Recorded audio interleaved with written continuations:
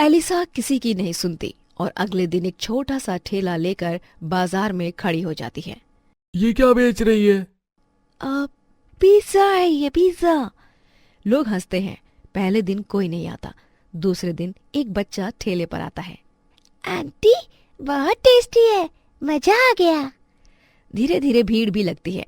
तीसरे दिन सुबह से एलिसा का ठेला गांव की चौपाल के पास लगा हुआ होता है। इस बार उसने ठेले पर रंगीन कपड़ा बांधा है। ऊपर हाथ से लिखा है, विदेशी बहू का देसी पिज्जा। अरे नाम तो बड़ा अजीब रखा है। चलो देखें आज क्या बनाती है। ओह, आज बहुत स्वादिष्ट बना है। एक आदमी पहला पिज्जा खाता है। आदमी, अरे भाई ये तो समोसे से भी ज्यादा मजेदार है। अरे मेरे लिए भी एक लगा देना। माँ, रोज यही खाएंगे। शाम तक ठेले के आगे लाइन लग जाती है। सास दूर से देख रही है। सच में इसने तो कमाल कर दिया। राहुल पैसे गिनता है। इतने पैसे? हाँ, अब हमारा घर चलेगा। रात का सन्नाटा, चांदनी फैली हुई, सब सो रहे हैं। सुबह जब एलिसा ठेले के पास पहुंचती है तो उसका ठेला टूटा पड़ा है। पहिए उखड़े हुए हैं, तवा जमीन पर। नहीं, ये क्या हुआ? हे भगवान! किसने किया ये बार बार कौन कर रहा है? एक बार हाथ लग जाए उसे ऐसा सबक सिखाऊंगा कि याद रखेगा। अरे जलन होगी किसी को।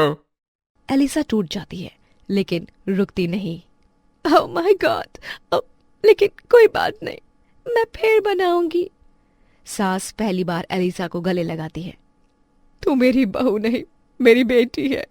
तूने जिस तरह सब संभाला है ना, सच में ये आसान नहीं था। दूसरे दिन नया ठेला गांव वाले मिलकर बनाते हैं। बहू हिम्मत वाली है, इसीलिए हम भी बहू का साथ तो दे ही सकते हैं ना। एलिसा इस बार पनीर पिज्जा बनाती है। अरे ये तो शहर से भी अच्छा है। सच में? हाँ हाँ बहुत अच्छा है। पैक भी कर देना 3 पिज्जा। जी मैं अभी पैक कर देता हूँ। एलिसा 3 पिज्जा पैक भी करने हैं, बना दो जल्दी से। ठेला पहले से ज्यादा चलता है। एक रात फिर सन्नाटा। अगली सुबह ठेले पर कुछ भी नहीं। ठेले पर रखा सामान सब कुछ चोरी हो जाता है। अब वापस ये किसने किया? पता नहीं कौन है जो हमारा भला होते हुए देख ही नहीं पा रहा है। मॉम, कोई तो है जो नहीं चाहता कि मैं आगे बढ़ूं। पर अब हम भी चुप नहीं बैठने वाले हैं। हम पूरी नजर भी रखेंगे और एलिसा को आगे बढ़ने से अब कोई नहीं रोक पाएगा। अब हर रोज सब लोग रात को छुप कर पहरा देते हैं। कुछ दिनों बाद रात के समय अचानक एक आदमी आता है ठेले के पास। अरे आज फिर मिलावट कर दूंगा, किसी को नहीं पता। गाय भी मैंने ही चुराई थी और ये पिज्जा ढाबा भी मैं बंद करवा दूंगा। हे भगवान! अरे राहुल बेटा, सुनिए जी। सुरेश टॉर्च जलाते हैं। रुक जा। आदमी भागने लगता है लेकिन पकड़ लिया जाता है। जब आदमी का चेहरा देखा जाता है तो सब हैरान हो जाते हैं। अमन, तू ये सब तू कर रहा था? हाँ मैं ही था। तेरी किस्मत देखी नहीं गई मुझसे। विदेशी बहू, नाम, पैसा, इज्जत, इसलिए सब बर्बाद करने की सोची। ब्रदर, मैंने तुम्हें भाई माना था लेकिन तुमने ये सब किया। कुछ देर बाद पूरा गांव सुरेश के घर के बाहर जमा है। पुलिस जीप खड़ी है। लोग आपस में फुसफुसा रहे हैं। सुना है ये वही लड़का है जिसने गाय चुराई थी। अरे वो तो राहुल का जिगरी दोस्त था। अमन हथकड़ी में खड़ा है, चेहरा झुका हुआ लेकिन आंखों में पछतावे से ज्यादा गुस्सा। सबूत पूरे हैं। गाय चोरी, सामान चोरी, मिलावट की कोशिश। वो तो अच्छा हुआ आज हमने रंगे हाथ पकड़ लिया। पुलिस को इसके घर से सबूत भी मिल गए, वरना तो हमें पता ही नहीं चलता सच का। मैंने सब इसलिए किया क्योंकि ये विदेशी औरत सब छीन रही थी। और वैसे भी तुम लोग अमीर हो। तेरी इतनी अच्छी नौकरी लग गई थी। यहाँ गांव का तबेला भी अच्छा चल रहा था और अब ये ढाबा भी। दोस्त थी, यही थी तेरी? अरे कोई दोस्त होकर ऐसा करता है क्या? हम सबने तुझ पर विश्वास किया। ब्रदर, मैंने किसी से कुछ नहीं छीना। मैंने सिर्फ मेहनत की। भगवान सब देख रहा है। अरे तुम खुद आगे नहीं बढ़ पा रहे थे, इसीलिए तुमने हमें गिराना चाहा। कोई बात नहीं, अब तो सच सामने आ ही गया है ना। अब पुलिस ही तुम्हें तुम्हारी किए की सजा देगी। पुलिस अमन को ले जाती है। गांव में सन्नाटा छा जाता है। कुछ महीने बाद गरीब का पिज्जा ढाबा अब पक्का ढाबा बन चुका है। अरे यह तो हमारे गांव की शान है। वैसे हमारा गांव इतना छोटा है, ज्यादा लोग जानते भी नहीं हैं, पर विदेशी बहू के आने के बाद से हमारे गांव को भी लोग जानने लगे हैं। ये तो मैं भी मान गई। मतलब कल तक कोई नहीं जानता था हमारे गांव को। विदेशी बहू नहीं, देसी लक्ष्मी है।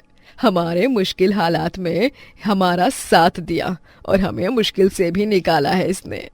ओह मॉम, प्यार और मेहनत से सब कुछ जीता जा सकता है। मैडम, एक एक्स्ट्रा चीज वाला। अभी बन जाएगा, बस थोड़ा समय दीजिए। सास काउंटर संभालती है, ससुर हिसाब लिखते हैं, राहुल ग्राहकों को बैठाता है। मेरी बहू ने घर बचा लिया। एक दिन पुलिस खबर लाती है। आपकी गाय मिल गई। हे भगवान! गाय को वापस तबेले में सब लेकर जाते हैं। ओह वाह, अब तो दूध भी मिलेगा और पिज्जा भी।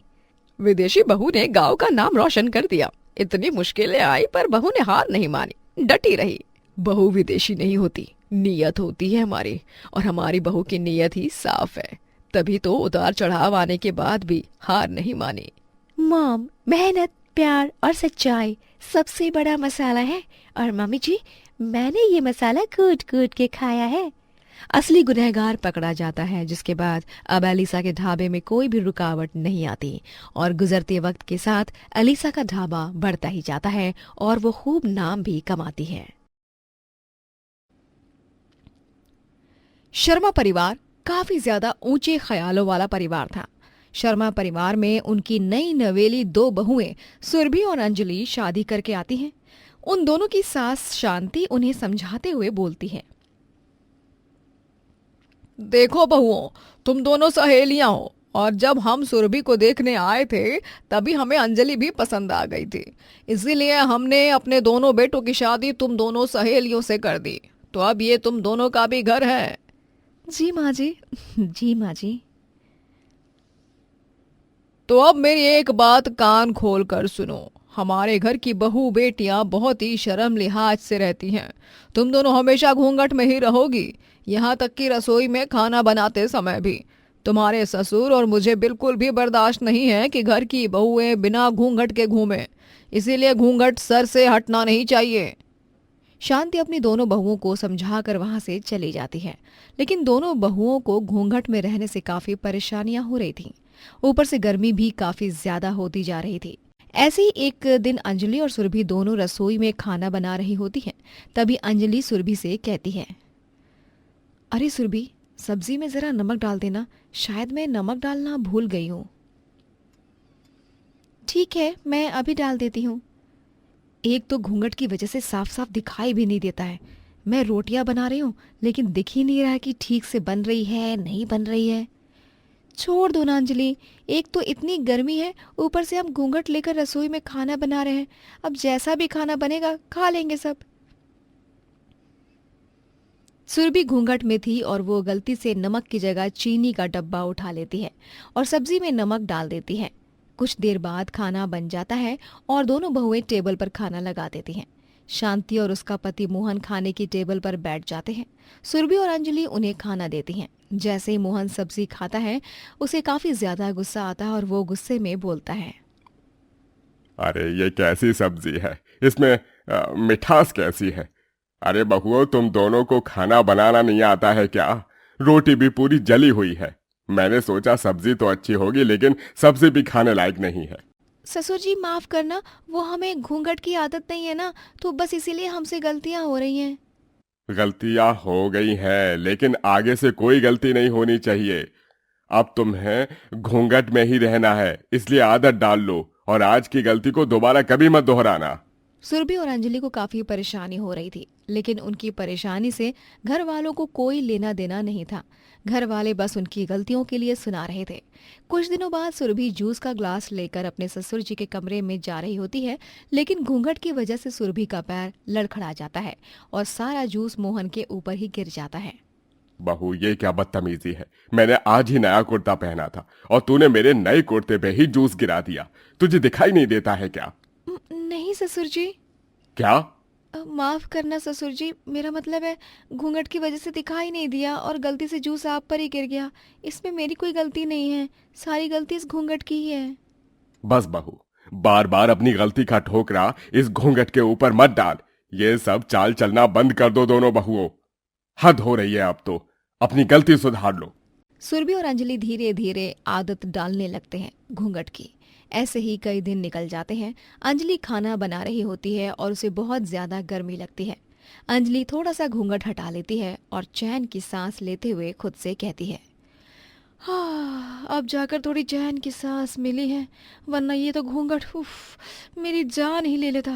हे भगवान, या तो गर्मी कम कर दो या मेरी सास ससुर को थोड़ी अकल दे दो कि वो हमें इस घूंघट से आजाद कर दें। ओह।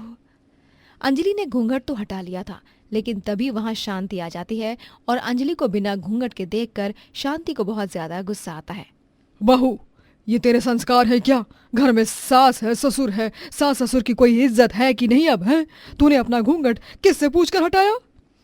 माँ जी, वो बहुत ज़्यादा गर्मी लग रही थी, मैं पसीने में पूरी भीग गई थी, तो बस इसीलिए मैंने थोड़ी देर के लिए घूंघट हटा लिया। थोड़ी देर के लिए घूंघट हटा लिया? बहू, मैंने तुम दोनों को पहले ही कहा था कि हमारे घर की बहुएं ऐसी बेशर्मी नहीं करती हैं। अरे कोई संस्कार नाम की चीज है या नहीं है? माँ जी, लेकिन आप भी तो समझने की कोशिश करो ना, इतनी ज्यादा गर्मी हो रही है ऊपर से। बस बहू, अब और कुछ नहीं सुनना है। जो गलती तूने की है, अगर ये गलती से भी दोबारा हो गई तो अच्छा नहीं होगा। चल अब जल्दी से अपना घूंघट वापस ले। इतनी ज्यादा परेशानी होने के बाद भी कोई उनकी सुन ही नहीं रहा था। ऐसे ही एक दिन अंजलि घूंघट से परेशान होकर अपनी सास के पास जाती है और बोलती है, माँ जी, हमसे ये घूंघट अब और नहीं लिया जाएगा। इस घूंघट में बहुत परेशानी होती है, हम कितनी भी कोशिश कर लें लेकिन अब और नहीं रह सकते। बहू, ये क्या बात हुई?